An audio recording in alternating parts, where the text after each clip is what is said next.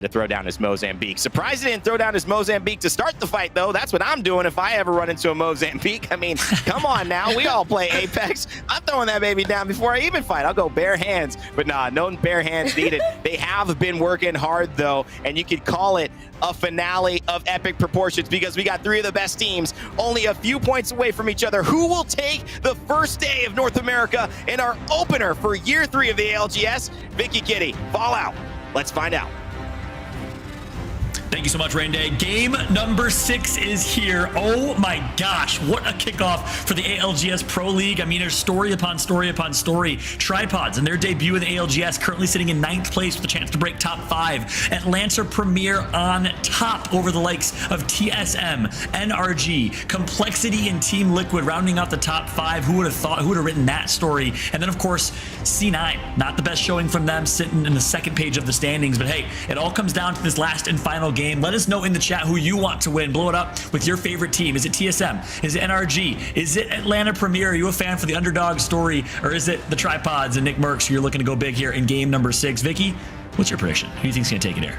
I gotta say Atlanta Premier. I am internally screaming for Atlanta Premier because they are playing so well. Like we highlighted with Enemy and his involvement with the rest of the team. It's gonna be interesting. An early fight actually going down already with Complexity, working with what they got. We talk about the Mozambique. You see the gravity lift. Nobody's gonna get blocked up though when you get sandwiched on the other side of this building. Complexity looking to see who dares contest them on this side of Fragment.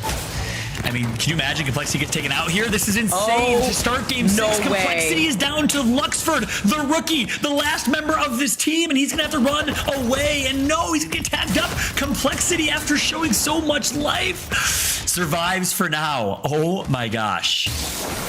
I am sitting on the edge of my seat. They're not even gonna let him run away. They have better loot. They have a better gun. G7 PK. Are they gonna let him get away over this hill? No, he's not. Complexity get taken out of this last game in this lobby. Insane. E8 is continually pulling the rabbits out of their hat with these trick strats that are coming through, and they do it again. This time they do need it. They need the kills. They ape Complexity in Grief Complexity's game. Wow. And I'm not sure if it was E8 that we didn't see the whole fight. I'm not sure if it was E8 that did it or if it was another team that was in that fight. I saw Hackillo's name pop up. So maybe E8 just third party and joined the fight when they heard it was going on. I don't know exactly what happened there, but unfortunate if you're a Complexity fan for sure. Level 2. Yeah, it was SZN season. Actually, that was kind of hanging out on the outskirts of Fragment East. That E8 said, "Oh, they're gonna fight. That's cool, right? Well, we're gonna go in for a third party. Great timing for them." As they do manage to get away, it looks like rather, and just in time. If you look at Sang on the other side by Overlook, E8 are now gonna be able to have all of Fragment to themselves as we get to see where the rotations of where some of these squads are gonna be coming in for this next circle. Yeah, another northern zone, more central here as well, but that's what we've seen here. 3 games in a row. Complexity out. 18 squads remain. Season and Complexity both eliminated. E8's going to get all of the loot for Fragment East and Fragment West to their name. So it'll be a good situation for them. But again, a northern zone, well, it means a slight advantage and opportunity for teams like NRG dropping staging to get early rotations. Atlanta Premier drop, I think, if I remember correctly, was Landslide. They'll have an early rotation. They'll be well positioned. Will the zone pull north towards Epicenter, or will it stay central? We'll find out and keep you updated here as soon as we get any beacon intel. It's going to be important to be able to get that beacon first with so many squads already in the area to the left side of Fragment. That's going to be Fragment West, already easily contested with Survey also already having some early fighting. Okay, I mean, right now, Fallout, it may be the last game, but for a lot of these teams, this is the last opportunity for them to get the KP that they need to remain in contention in top 5 as Rocker already gets the knock onto Reeds. Yeah, that's a good start for C9. At this point, C9 in 19th place with 9 points. It's unfortunate, but this is what you see in Game 9s. This is just the reality of a Battle Royale in Apex, is these teams that are way behind in the standings are going to play aggressive. They're going to play aggro. They're going to int because they need the kill points, and it can absolutely ruin the final games for a lot of these teams. But that's the reality, and that's why you have to adjust your playstyle here in Game 6s to avoid that as much as you can, as Dark Zero is nearby. We know Tripods drops nearby and is here as well. This is an interesting start here. Who's going to get themselves best positioning to survive and avoid this fight?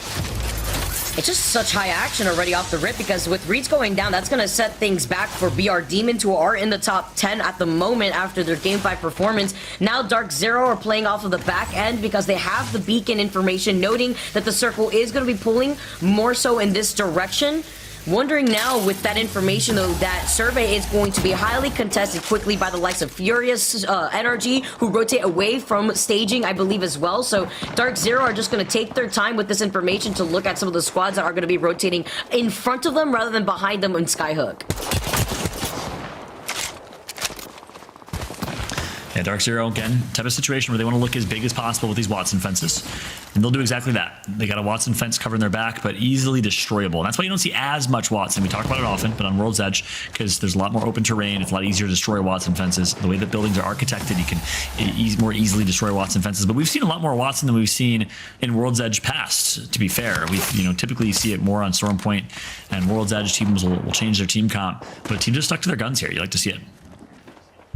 Also like to see the diversity in general of different compositions that we've been able to witness across different regions too. Yeah. So with Watson still being that main key component alongside the likes of Valkyrie and Seer, you can see the different approaches that some of these teams make with the Watson, because it's not always the same carbon copy approach with the Watson too. Yes, you want to look for a bunker down opportunity, but it's even about being loud and proud about where your perimeter is set up with your Watson fences. So TSM changing things up a little bit in terms of no Watson. They see the Watson fences lined up in front of them, but they're the ones rocking the Horizon, the Seer, the Valkyrie, prioritizing more movement, as well as that bit of that extra cherry on top with the Seer and the information that Seer provides. Let's just be honest, I'm just glad to see Watson back in general. You know, the mama of Apex Legends. Something so wholesome about Watson. I know Horizon could arguably be the mom of Apex, but, you know, the fact that I just get inted by Horizons every game makes me feel otherwise about Horizon in games. But no, jokes aside, agreed. The diversity of Legends we've seen so far, some crypto on display, and some teams running Seerless comps, which is great to see as well. But the Seer meta certainly has stayed true here in North America. Not as much in EU, which is awesome to see. Definitely not APAC North. They're running, it seemed like they were just rolling dice to pick their team comps in APAC North. It was insane. Yeah, I love how you mentioned that, and then we see like those two Seer ults just activated right now at the same time here, back to back on TSM. Great timing right there, but it's all about the information, all right? It's all about that information that we can see that NA likes to utilize. And you can see Reps just trying to take some shots at the same time. Wondering who is on the other side. If that's still E8, because remember, we did see them rotate from Fragment East towards Fragment West originally. If they're still in the area, where are they situated in Fragment West? Is CLG right behind them? Because I know that they wanted to rotate to the south side of Fragment East as well. And that's just crazy. Two ultimate accelerants and boom, Reps has his ult back. Obviously that's ult accelerants work. The Seer ultimate will be back in just a moment here for TSM, courtesy of two ult accels. Meanwhile, NRG over in Countdown. Sweet has no health. Could this be a griefed end to NRG's game? No. Nice job to stay alive. They're going to turtle up and they'll be able to heal back up. It may be a brief end to Team Liquid, though. Look at that in the kill feed. Rocker getting that knock onto Nocturnal is going to be huge. Remember, Team Liquid is our top 3 squad, sitting in 3rd place overall for this final game. So they need to stay alive with 18 squads still left in this lobby. Energy are looking to quickly rotate out of here. They're going to be the squad to rotate through Skyhook. And let's not forget, the squad that likes to hold choke points is Dark Zero on the other side of Skyhook, where the circle is going to be pulling. That's right. It was Furia in Countdown that was about to potentially grief and get the kills on NRG. And guess what? NRG rotating through Skyhook. Right around the corner is MLP. They're about to collide and they don't even know it. It's like two bicyclists in the night right now. And we'll see if they do end up fighting. NRG needs to be really, really cautious. MLP here. Here comes the scan. MLP has the intel. And this is a clean 3v3 fight with Furia trailing right behind. Got ourselves a bandit out there. See, with Fury are still kind of by the choke point of Countdown. Energy right there, right in front of that squad. Looking great in terms of loot, but they have limited LOS positioning between these buildings. TSM in a fight already themselves. I wonder if they're actually fully sending it onto E8, or if it's CLG that did make an appearance after hearing the fighting commence between TSM and E8. Looking like how, though, it's going to be able to not only help clean up this squad, E8 is now going to get involved too, taking care of CLG Nano now. CLG in some trouble underneath the side, as Please also get eliminated after taking care of Hal. Hal is out. CLG or Sinus, please. I'm not sure which team decided to push TSM, but it's going to be all up to Reps and all up to Verhulst as the final 2 for TSM, for a chance for them to show that the original reign is still supreme with TSM on top. Or will Atlanta Premier close this out? We'll see if Reps and Hal can clutch this up. Oh, sorry, Reps and Verhulst. Nice shot. Oh my God, the beam from Verhulst. Are you kidding me? Oh, what did I say before? What did I say before? When it comes to the bolt, one of the scariest players to deal with is Verholz on the other side of that weapon. The beamage is insane, but notice how they don't give away this positioning, even though they have the advantage, even though they have that knock. They're not just going to hold forward here just yet without having more information from reps with the Seer. They finally obtained the banner because that's their priority. Now the next priority is to prevent this res from coming out. And the Seer Q will certainly help with that. And you saw that's why Lifeline was in use in EMEA, as E6, Element 6 was running Lifeline for that reason, to counter Seer, so they can get the reses off pretty easily. Seer cannot cancel a Lifeline res or a Lifeline heal with her Q. But looks like they're going to let E8 get the res here. They're not going to get the kills. They're going to loot up. They get the banner for Hal. Can they get a clean mobile respawn off on Hal is the question. They're going to drop it for now, and we'll see if Hal can get back in this game. He has all the loot in the world if he can. Yeah, I mean, there's so many death boxes. He has also his original loot that he could work with as well. Believe there was a squad originally on the high ground overlooking some of the action here without getting involved too much, but we're gonna have to see which squad it is because then they're gonna have the green light to actually contest them here. So your Q's gonna be popped. That's gonna mean you can't get your res canceled, but there is a team nearby, and a good job from reps to give them as much intel as possible. Can you get a res safely is the question. Obviously Bangle or smoke or something would be helpful here, but they have no defensive champions or legends. Sorry, Fury are now gonna find themselves down Panders in this Skyhook fight. We know NRG is nearby. We know MLP with Luda and Madness is here as well, and Panders is gonna go out. So Furia in 7th place, down to a team of 2 as well. Now, Fury having to play out of a disadvantage without Panders is going to be scary because that's their Valkyrie going down. That's their opportunity to rotate going down. And it's the fact that Dark Zero have not only held that spot for so long, it's 2 other squads that are also blocking their way. Energy, Pow Pow on the other side, as well as Team Smiley, who are holding onto the high ground by Epicenter that overlooked TSM. But Hal manages to not only come back in this fight, but he also managed to get back his own loot. You love to see it here for TSM. Yeah, there you go. Hal is back. TSM back to full force. Furia find themselves in a fight here. NRG is here, and MLP. So quite a few teams, and only 1 or 2 of them are going to make it out alive. It's going to all come down to this. And guess what? Furia, as a team of 2 with their backs against their wall, have to perform. Let's jump into a listen-in with Furia and decide to see how they play this. They're definitely pushing us. Alright, I'm in zone. I'm just going to wrap through zone a little bit. Yeah, we can just split up. Team tunnel. Yeah, I'm going through We zone. just go around. You can wrap, yeah, you can wrap all the way. Wow, bro. Oh my god, that's my bad. I guess there's 3-2-1 by a whole different team that's on the rock side, I guess. That was so free. You got a knock, right? Yeah, we knocked the Valk. Yeah, dude. I don't know if they like rezzed or...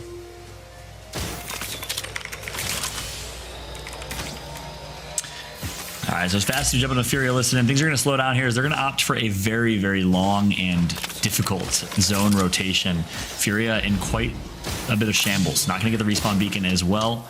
So, as a result, Furia will have to play as a team of 2 the rest of the way here. Let's take a look at some other teams, though. NRG and MLP find themselves in a fight with Dark Zero nearby on the north side of the map. And here we go, on board with Nathan. This is going to be a tough rotate here for NRG with a couple teams trying to gatekeep them. But they do find themselves in zone here. The zone's going to be pulling to the northwest. And guess who's inside of it? Dark Zero and Tripods.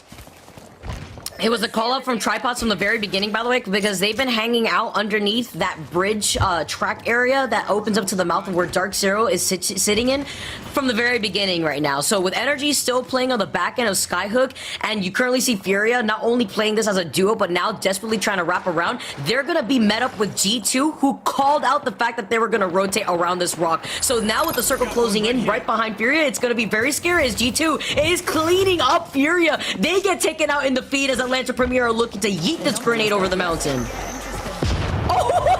Oh, that was so scary. Yeah, that's been crazy. He stared at it for a second. Saw his life flash between his eyes. What happened there? His young life, 18-year-old life. Verholz from Kansas City here on board with TSM, sitting on top of this mountain here. Some good high ground, and guess who's right next to them? Wow. This is certainly a metaphor for the standings. Number 1 versus number 2. TSM and Atlanta Premier nearby. Will they decide to cross paths and fight each other is the question. That might be the win, the fight for the win of this competition, as TSM still in 2nd place behind AP.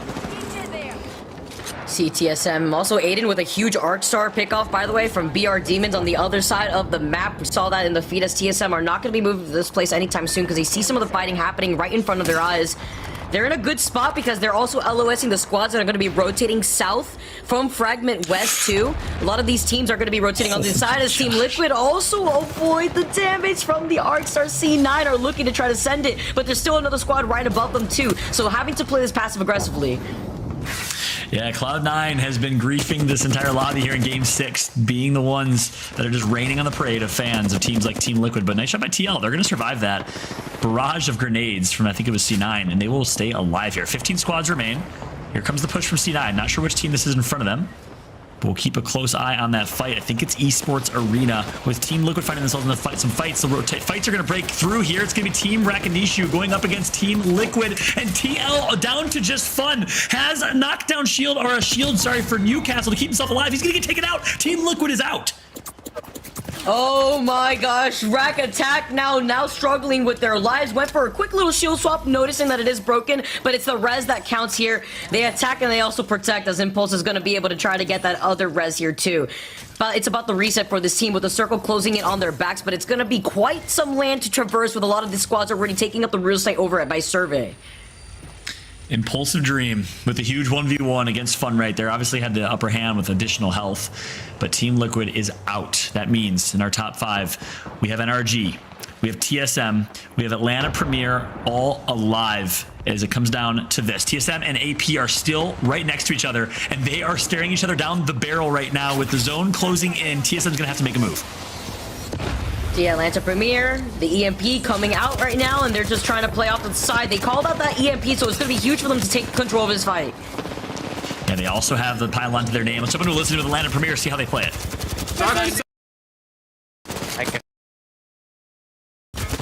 No, we got shot in the back by the other team, and we got pinned there. There's not much to do there. Fuck, if I just killed them, I could have... Fuck, if I just killed them... Oh my goodness. AP gets taken out, but TSM dies right after. That might be enough for AP to hold on. The only team that has a hope of potentially taking first now maybe would have been NRG, but I think they were so far behind. I don't know how good of a chance they have. They need to pop off game here. This is going to be a crazy finish. At this point, it might be Atlanta Premier's game with everyone else playing for 2nd and 3rd place. But here we go. Aiden, the last alive for the BR Demons. Would love to take a look at Tripods, Dark Zero, and NRG finding themselves rotations on the high side. Rotating away from Skyhook like we were talking about before, not really getting involved in a lot of these insane fights that lead them sandwich. BR Demons, look at Aiden. He's got only a blue evil shield and a dream, and he gets scanned off to the left side. Is that going to be G2 have been rocking the blood out for so long, I wonder? Probably taking the real estate of the house that usually the beacon's on top of, but that's also going to be in control of 2 other teams. So there's 3 squads to the left of Aiden, which he could count as blessings. That means that G2 isn't going to fully send it onto him. So here we go. Tripods in zone. Dark Zero right above them in tunnel. And we have MLP, the former teammate of the Tripods in Luda, playing alongside Madness and Pow Pow, former Renegades nearby as well. Sweet and NRG still alive, center zone. G2 alive, so there's still quite a few teams here left. Only a few of them in the top 10, fighting for some additional placement. Keep in mind here, what's at stake. Every single placement spot matters for your Pro League standings. If you get first place, you get, I believe, 12 points. Second place gets 9 points, and your Pro League standings will extend and continue throughout the entirety of Pro League, so every placement matters. See what G2's got up their sleeve right here, because this is the squad that also eliminated Furia in the middle of the rotation. They called them out perfectly on the other side of Skyhook. Now G2 are dropping off of the high ground, looking to see which of these other squads are in the other side, though. They're splitting up this push at the same time. They keep this squad trapped beneath this circle, and now Energy are going to have the green light to push into this fight. Yeah, great job right there. Bots eliminated. BR Demons out as well. G2 playing so well with this push, doing what they can to sneak into the top 10. Meanwhile, we have the Tripods and Dark Zero still sitting on high ground. They're going to be fighting each other. NRG is out of this game. It's going to be MLP, G2, NRG, sorry, Tripods and DZ, the last 4 teams remaining. MPL now playing off of the outskirts after NRG gets taken out. G2, Dark Zero, Tripods, though, have been able to pop off after Chaotic now gets eliminated. This is the amazing point for MPL to clean up the rest of G2. They gotta look to their left real quick to look out for the likes of Tripods and Dark Zero that have not escaped this cavern. Tripods poked for a single second, though, and now they're gonna get sandwiched on each side. living behind a gray knockdown shield, and they're going to be taken out. Tripods can't escape the elusive fourth place finish, or third place finish, sorry, that they've been looking for. Fourth place again for them. We'll see how that does for them in the overall standings. MPL now pushing up. 3 squads left, and Dark Zero is another one. Plus, it's going to be G2. Here comes the fight. MPL with high ground. They're going to take out G2. It's going to be a 3 versus 3 fight. DZ knows that they have to enter the fight now, but Luda doing such a good job keeping them at bay. And look at the composition with the Loba too. They've done it all with the Loba. MPL versus Dark Zero that have been situated inside of this cavern, but the Wingman finding the headshots. That's what we call the Wing Bro coming in clutch, of course, at the same time as Jen Burden and Sharky are looking to reset their health pool. Zero up and alive and nicely healthy here, as they're going to be able to try to go in for a head glitch by the train tracks. I just gotta point out, it's a small play, but Luda doing such a smart job getting them in high ground to watch to make sure that Dark Zero doesn't third party and ape while his teammates finish those kills. That is massive. That's what allows MPL to hit a full reset, hit that Loba ultimate, and reset this 3v3 fight. If they win this game, it's because of that play from Luda. And now with the black market, dude, they were hungry on loot. You see the Arc Star getting taken out too onto MPL, trying to pinpoint where that black market is, and now they can predatorfully send it. Look at these Arc Stars though. Papon taking a lot of damage off of that PK. He can't finish him off. He's literally one shot. Dark Zero are not going to be able to try to fully send it.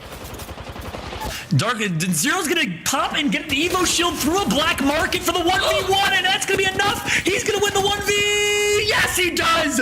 Zero with the win in the end. He is so damn clutch in those moments. Goes all the way into a black market to shield swap to Evo, and that is enough with 10 HP left. Dark Zero wins it. What a game 6 for DZ.